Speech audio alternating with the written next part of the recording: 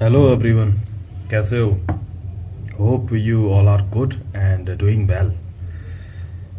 तो गाइस, आजकल क्या है कि लेक्चर ऑन डिमांड्स चल रहे हैं। यानी कि कुछ लोग जो पूछते हैं, जो बोलते हैं, डिमांड करते हैं कि इस टॉपिक में हमको दिक्कत है, उस पर आप लेक्चर बना दीजिए, irrespective of the classes. Okay, मतलब 6th class, 7th, 8th, 9th till 12th। And if you are having any problem, if you are facing any query regarding your graduation subject, if you are preparing for any competitive exams like IAS, IPS, PCS, whatever the exam, whatever the course you are preparing for, so if you have any query, you can ask me and you can leave a comment in the comment box and I will try to make a video on that। तो मैं उस पर video बनाऊंगा। तो आजकल lecture on demand चल रहा है, तो अगर आपकी कोई क्वेरी है तो आप ज़रूर बताएं। We will try to make a video on that particular topic. Okay, so guys, as you can see on the board, आज आप देख सकते हैं जैसा कि बोर्ड पे लिखा हुआ है ज्योमेट्री। तो बहुत से लोगों की रिकमेंडेशंस आई कि ज्योमेट्री में बहुत दिक्कत है सर, तो ज्योमेट्री का आप एक लेक्चर बना दीजिए। तो मैं ज्योमेट्री पढ़ाने जा रहा हूँ, ठीक है। और we will cover geometry like that you will not face any problem in the future. और यहाँ पे चाहे 6 से 10th क्लास तक की क्लास का कोई भी ज्योमेट्री से रिलेटेड चीज़ हो, मतलब हम यहाँ पे वो चीज़ें सीखेंगे जो हम एक्चुअली नहीं जानते, चाहे वो टेट एग्ज़ाम हो, सुपर टेट एग्ज़ाम हो, ठीक है, सेट एग्ज़ाम हो, सी सेट एग्ज़ाम हो। अगर ज्योमेट्री से रिलेटेड कोई भी क्वेश्चन आता है तो आप उसको हैंडल कर ले जाएंगे, and I guarantee you about that. और मेरी गारंटी सॉलिड होती है, एज यू ऑलरेडी नो। तो हम सीखेंगे सारे फंडामेंटल्स और बहुत ही इजी वे में सीखेंगे। हम आज ऐसी चीज़ें सीख के जाएंगे जो आपको नहीं आती थी। तो चलो शुरू कर दें फिर इसको। चलो गाइज, शुरू करते हैं। बहुत ध्यान से देखिए आप बोर्ड पे आप, ठीक है। चलो गाइज, तो this is Mahi and I welcome you on my YouTube channel. So we are starting a new topic today and that is called the introduction about geometry. We'll cover all the aspect of geometry today. We'll learn all basic and advanced level of that particular topic. Okay. So देखो, सबसे पहले क्या होता है कि if we want to know what is actually geometry, geometry को हिंदी में हम ज्यामिति भी कहते हैं, जैसा कि आप जानते हैं सब लोग, ज्यामिति, ठीक है। एक चीज समझो कि देखो, ज्योमेट्री में कई सारे टॉपिक होते हैं, तो हम टॉपिक वाइज टॉपिक इसको कवर करेंगे, ठीक है। सबसे पहले जो इसका बेसिक है वो है लाइंस एंड एंगल्स। बहुत ध्यान से देखेंगे, बहुत ही इजीली आपको समझ में आने वाला है, ठीक है। तो सबसे पहला टॉपिक क्या हो गया? Lines and angles. लाइंस को आप सब जानते हैं, हिंदी में बोलते हैं रेखाएं, एवं एंगल्स को क्या बोलते हैं? कोण बोलते हैं एंगल्स को, ठीक है। ये इसकी हिंदी हो गई। आज इसकी हिंदी मुझे आती होगी, मैं उसकी बताता जाऊंगा आपको, ठीक है। अब देखो, लाइन एक्चुअली क्या है, किस चीज से बनती है लाइन? लाइन कहीं ना कहीं से शुरू होती है क्या? लाइन पे कुछ चीजें निर्धारित होती हैं क्या? तो लाइन को अगर पढ़ना है, सबसे पहला टॉपिक क्या है? Lines and angles. तो लाइन्स को अगर जानना है तो उससे पहले हमको इसके बेसिक चीजें जाननी पड़ेंगी। जैसे लाइन्स को अगर मैं जानूं तो मुझे लाइन से पहले क्या जानना पड़ेगा? पॉइंट। ये सारी क्लासेस के लिए लेक्चर है, 6th, 7th, 8th, 9th, 10th, ठीक है। आप ध्यान से देखेंगे, देखिए, सबसे पहले मुझे लाइन सीखनी है, मुझे पॉइंट सीखना पड़ेगा। पॉइंट को हिंदी में क्या बोलते हैं दोस्तों? बिंदु। अब देखो बच्चों, पॉइंट को हम, अगर हमसे कोई कहता है पॉइंट क्या है, तो ये सब जानते हैं, ये पॉइंट लगा दिया मैंने, ठीक। लेकिन एक चीज ध्यान रखो, अगर कोई पॉइंट को, जैसे टेट के एग्जाम, सी सेट के एग्जाम, इस एग्जाम में छोटा सा क्वेश्चन आता है, बहुत ही बेसिक, 1 या 2 मार्क्स का, लेकिन लोग उसमें घबरा जाते हैं। क्यों? क्योंकि उन्होंने ये पढ़ा ही नहीं। अगर कोई आपसे पूछ ले कि पॉइंट की डेफिनेशन क्या है, तो आप क्या कहेंगे? इसको एक काम करना है, आपको नोट्स बनाने हैं। ऐसे नोट्स फिर वापस नहीं मिलते बार बार, इसको एज इट इज नोट्स बना लेना, ये आपके बहुत काम आने वाले हैं। Point is just a location. Point क्या है माय डियर फ्रेंड्स? पॉइंट एक लोकेशन है। पॉइंट क्या है? एक लोकेशन है। जैसे मैंने कोई लिखा, ये पॉइंट लगाया, यहाँ लिख दिया ए, तो ये ए क्या है? ये एक लोकेशन है, ये एक पॉइंट है, ठीक है। तो पॉइंट को डिफाइन कैसे कर सकते हैं कि point it is just a location, ये क्या है, ये एक लोकेशन है, ये एक पॉइंट है। इसमें कुछ की फीचर्स होते हैं, जैसे पॉइंट को और क्या क्या होता है, पॉइंट की करेक्टरिस्टिक्स क्या होती हैं। तो we should know the more characteristic about the point, कि पॉइंट की कोई रेडियस नहीं होती, पॉइंट की रेडियस नहीं होती, नो रेडियस, क्रॉस लगा लेना रेडियस, मतलब ये पॉइंट लग गया, इसकी कोई रेडियस नहीं है। You can not measure the radius of a point. क्यों? क्योंकि ये एक इमेजिनरी चीज होती है, एक फिक्शनल चीज होती है। पॉइंट एक लोकेशन होती है। जैसे कोई कह देता है भाई यहाँ से यहाँ, मान लो यहाँ किसी का घर है, यहाँ दूसरे का घर है, वो कहता है भाई उस पॉइंट पे मिलना, तो उस पॉइंट पे मिलना मतलब इस पॉइंट पे मिलना, लेकिन ये पॉइंट की कोई ये एग्जिस्टेंस नहीं है। ये होता है point it just a location, nothing else. और दूसरे क्या की फीचर्स हैं इसके दोस्तों?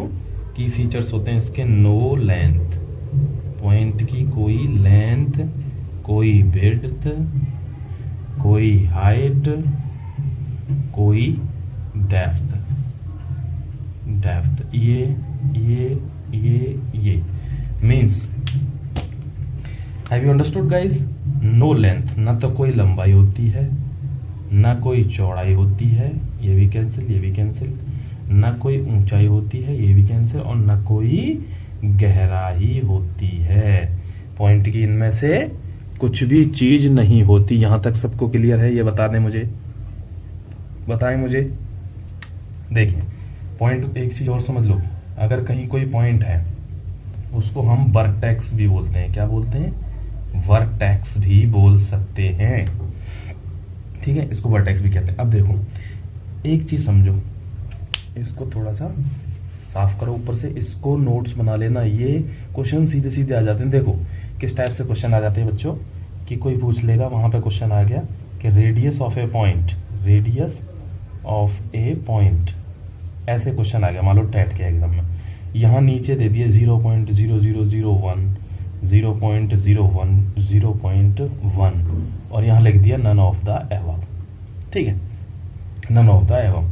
तो अब लोग क्या करेंगे यार, पॉइंट होता तो है, बहुत छोटा होता है, तो 0.0001 ये वाला होगा, ऐसे करके तुक्के में निशान लगाते हैं, वहीं पे उनके मार्क्स नेगेटिव में चले जाते हैं। यही दिक्कतें नहीं होनी चाहिए। आपको पता होगी कि यार पॉइंट की तो कोई रेडियस ही नहीं होती, point does not have any length, width, height and depth, तो फिर रेडियस का क्या मतलब है? इसका मतलब हम वहां पे मार्क्स गेन कर सकते हैं। देखो अभी समझाया था ना कि अगर कोई पॉइंट है उसको हम क्या बोल सकते हैं? वर्टेक्स भी बोल सकते हैं।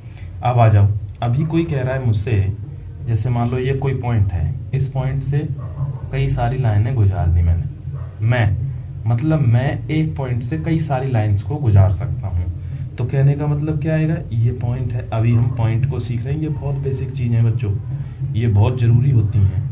ये पॉइंट से हम क्या कहते हैं? एक ही पॉइंट से इनफाइनाइट लाइंस गुजर सकती हैं, इनफाइनाइट लाइंस।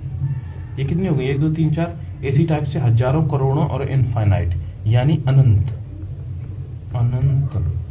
रेखाएं, अनंत line, infinite lines can cross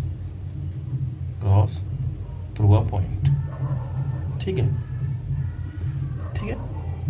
एक पॉइंट से इनफाइनाइट लाइंस क्रॉस हो सकती हैं, इंटरसेक्ट करके निकल सकती हैं, गुजर सकती हैं। समझ में आ गया बच्चों? अब देखो एक चीज समझो, कोई एक पॉइंट है, इस पॉइंट है वो वाला, अब यहाँ से इनफाइनाइट लाइंस, अगर नंबर ऑफ लाइंस यहाँ से गुजर रही हैं, तो उन जो लाइनें यहाँ से गुजर रही हैं एक ही पॉइंट से, उन लाइंस को क्या कहते हैं? Concurrent lines. कॉन्करेंट। इस टाइप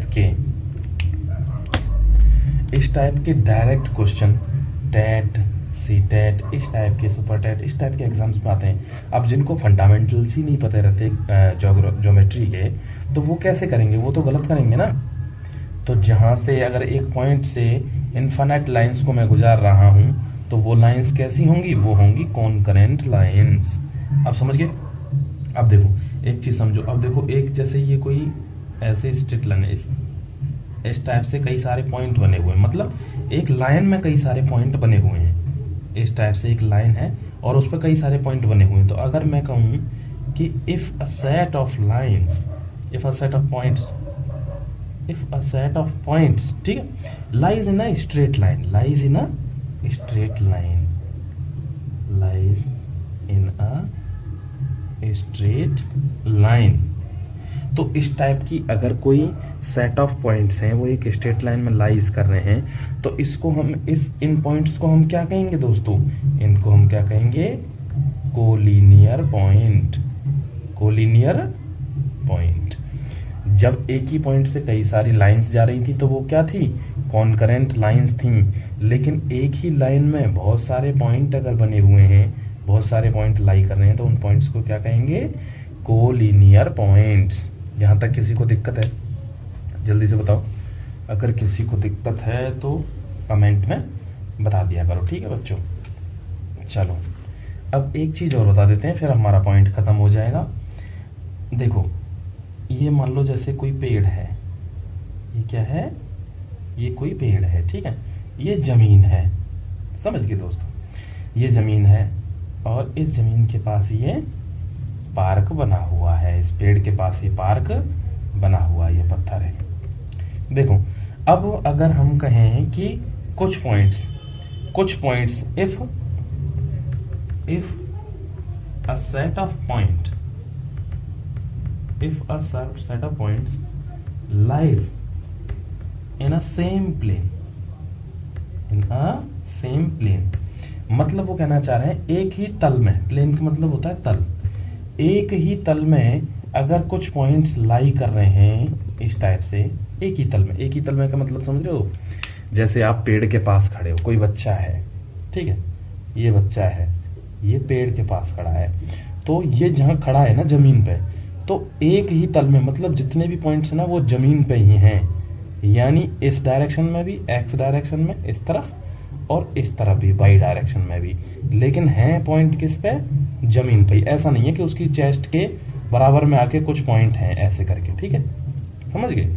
मतलब एक ही प्लेन में है, एक्स में और वाई में। ऐसा नहीं है कि ऊपर की तरफ भी जा रहे हैं, क्योंकि 3 प्लेनों में कोई चीज हो सकती है, ठीक है, एक्स वाई जेड में। तो यहाँ क्या है? वो केवल एक ही प्लेन में है, यानी 2 डायमेंशनल में, 2D, मतलब एक्स और वाई डायरेक्शन में। तो इस टाइप से अगर कुछ पॉइंट एक ही प्लेन में है तो इसको हम क्या कहते हैं बच्चों? उन पॉइंट्स को क्या कहते हैं हम? Coplanar points. उनको क्या कहेंगे? Coplanar points. I hope you have understood the concept. Okay, जब किसी एक ही प्लेन में अगर कुछ पॉइंट्स लाई करते हैं, if a set of points lies in a same plane, these points are called coplanar points. Hope you have understood. Okay, so move on the next topic.